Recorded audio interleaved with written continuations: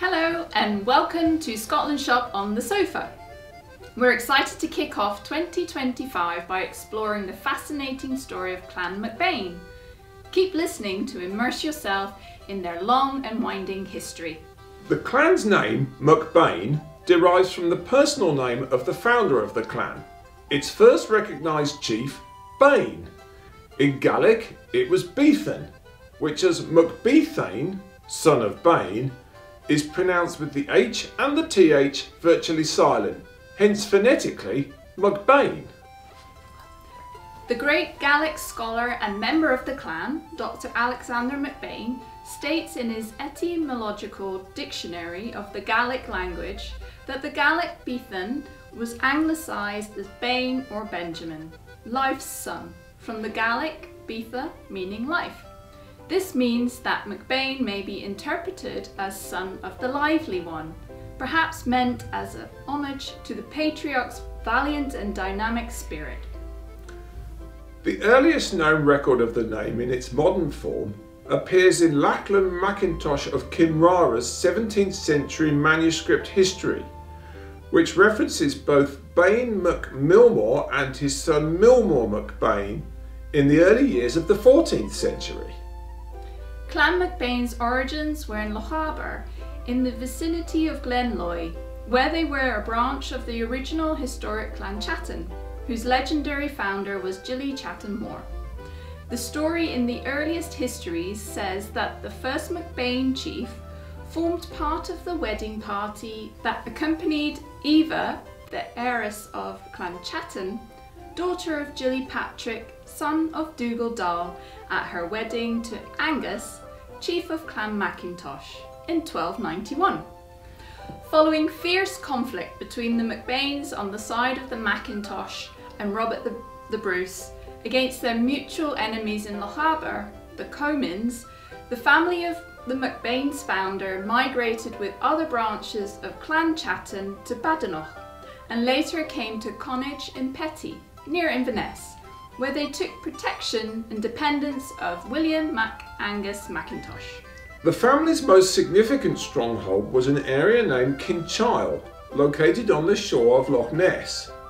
Unfortunately, the 12th clan chief found himself weighed down by heavy debts and had to mortgage the main part of the estate, including Kinchile House itself, to avoid financial ruin.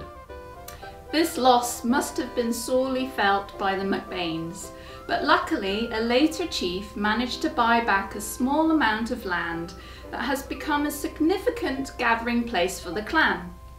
In the 1960s, Houston McBain purchased a stretch of land in Kinchile to honour his clan ancestors and built a Clan MacBean monument and memorial park within the grounds.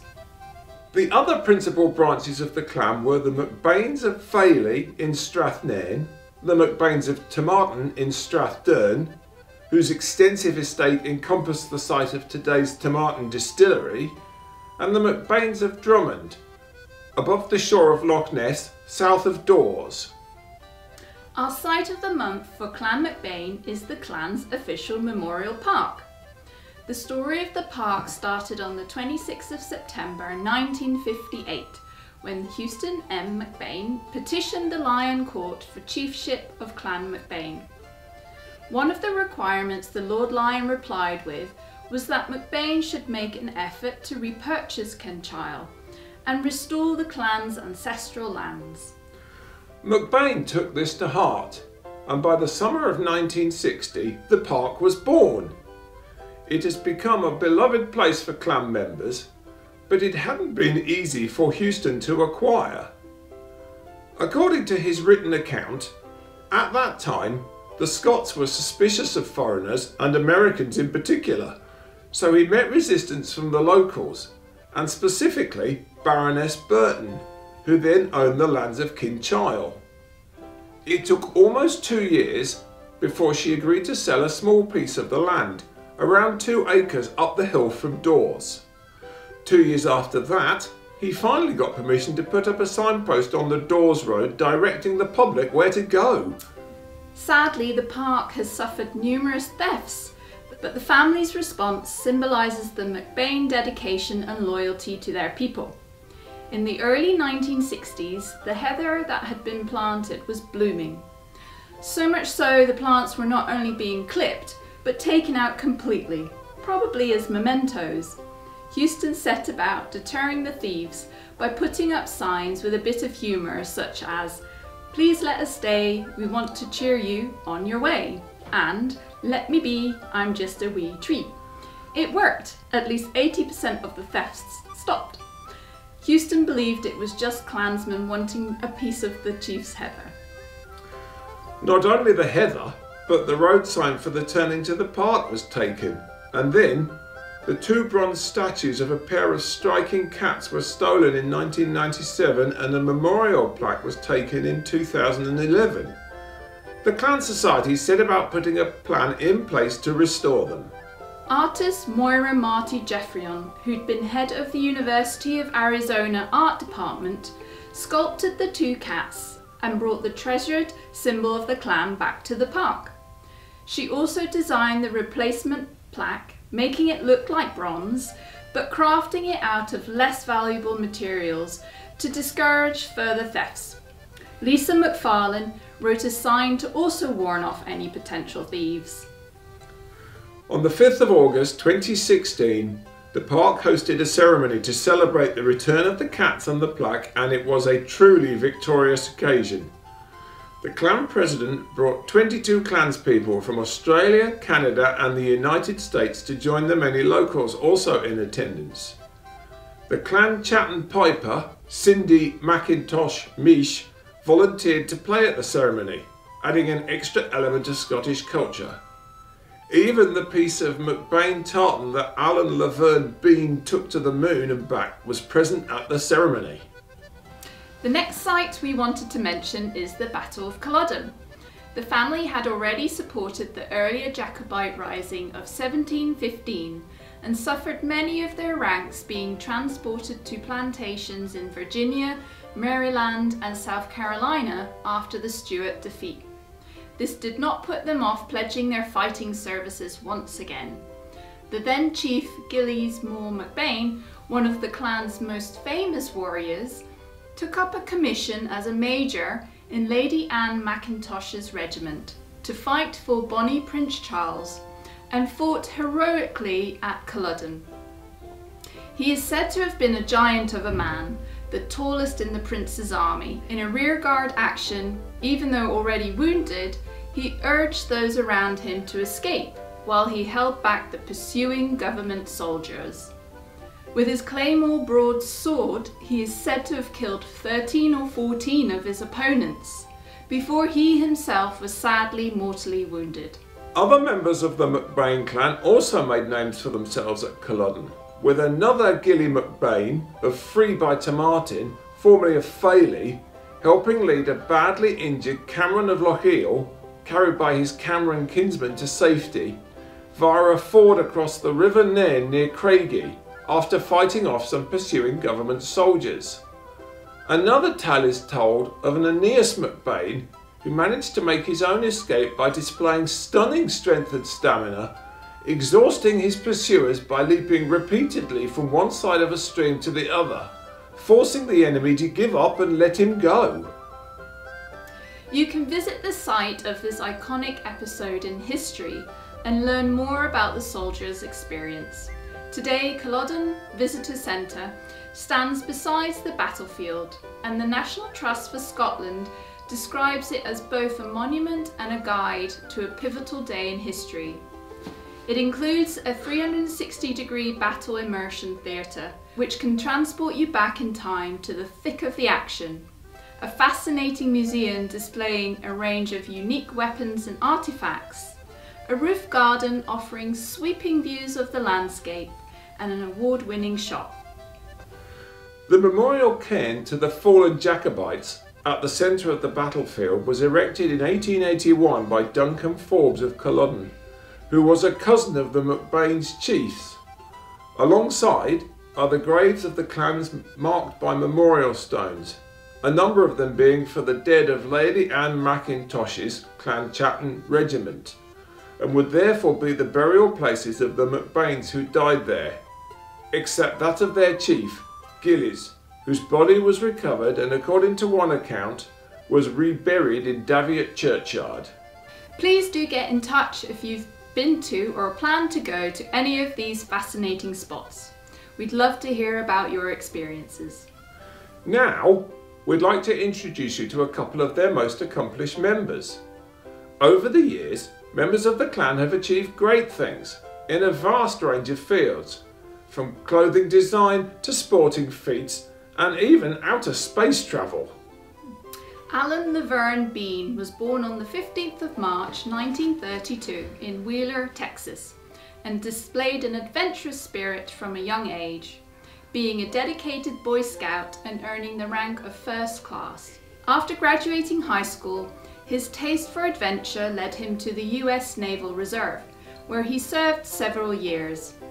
This experience also gave him a golden opportunity to advance his education, and he achieved a Bachelor of Science degree in Aeronautical Engineering in 1955 at the University of Texas in Austin on a Navy Reserve Officers Training Corps scholarship. After completing this, he embarked on a 4-year tour of duty before attending the US Naval Test Pilots School in Maryland, logging more than 7,000 hours of flying time, including nearly 5,000 hours in jet aircraft. This talent for flying caught the eyes of NASA, and in 1963, Captain Alan Bean was selected to be one of their astronauts. He set off on the Apollo 12 mission in November 1969, travelling 250,000 miles and braving a treacherous launch, surviving a dangerously timed lightning strike. On the mission, Bean became the 4th person to land on the moon, and also made Clan MacBean the first clan to take their tartan to space. Bean used the amazing occasion to honour his heritage, taking a piece of MacBean tartan with him onto the surface of the moon itself. He attached a small portion to a painting, which he then presented to the clan at its 1996 gathering. After the Apollo 12 mission, he continued to work with NASA, serving as backup commander for the Apollo 14 mission. He also flew on the Skylab space station in 1973, when he spent 59 days in space, conducting scientific experiments and performing spacewalks. During this mission, the crew covered a world record-setting 24.4 million miles. Bean retired from NASA in 1981 and went on to focus on his career as an artist, specialising in space-themed paintings. His artwork often featured vivid depictions of his memories of being on the moon, and he gained widespread popularity. He passed away on the 26th of May 2018, but continues to inspire new generations of scientists, astronauts and artists, as well as remaining a beloved and legendary member of Clan MacBean. Our next famous face has also achieved some incredible feats, travelling not in space, but in water. Marnie Elizabeth McBean is a decorated athlete, former Canadian rower and Olympic champion. Born on the 5th of December 1968 in Toronto, McBean has drawn mass amounts of praise for her perseverance, dedication and exceptional talent. She began her rowing career in the early 1990s after graduating from the University of Western Ontario. Her first big success was the 1992 Summer Olympics, where she won gold medals in both the coxless pairs and eights events. This was just the start of a sparkling career, and she went on to win the Princess Royal Challenge Cup at the Hindley Royal Regatta soon after. McBean's star continued to grow at the 1996 Olympics, where she competed in the double and quadruple races, winning gold in the double and bronze in the quadruple. This made her, along with her rowing partner Kathleen Heddle, the first Canadian to win 3 Olympic gold medals. McBean retired from competitive rowing in 2000, after having been forced to withdraw from the Sydney Olympics due to a back injury. However, her talent continues to be recognised. In 2002, she was awarded the Thomas Keller Medal by FISA, the International Rowing Federation, to commemorate her outstanding career, and in 2013 she was made an Officer of the Order of Canada. She even went to the Olympics once again, having been appointed as chef de mission or manager of Canada's team at Tokyo 2020-2021. We hope you feel as inspired by the accomplished Clan MacBean as we do. Sadly, we are running out of time in today's episode, but we have much more McBean content for you to enjoy over on our blog and Clan MacBean page on our website. Find out more about the family's fascinating history, famous faces and notable sites, or check out their beautiful tartans. Clan MacBean's tartans are a striking sight combined of earthy green, deep red, blue and white threads. Here at ScotlandShop, we stock McBean Clan in ancient and modern shades, McBean Hunting and McElvain Ancient, and can print McBean Dress, McBean of Tomatin and McBean Chief onto certain items. Each option offers a different design and colour tone, so you're sure to find one that suits you. Owning your clan's tartan is the perfect way to connect with both your heritage and your fellow clan members, and we have plenty of products to choose from. Whether you could do with a new pair of shoes, a really beautiful ribbon, or perhaps a trendy waistcoat, we're sure we can help. Thank you for listening, and please get in touch if you have any questions or comments. We would love to hear from you.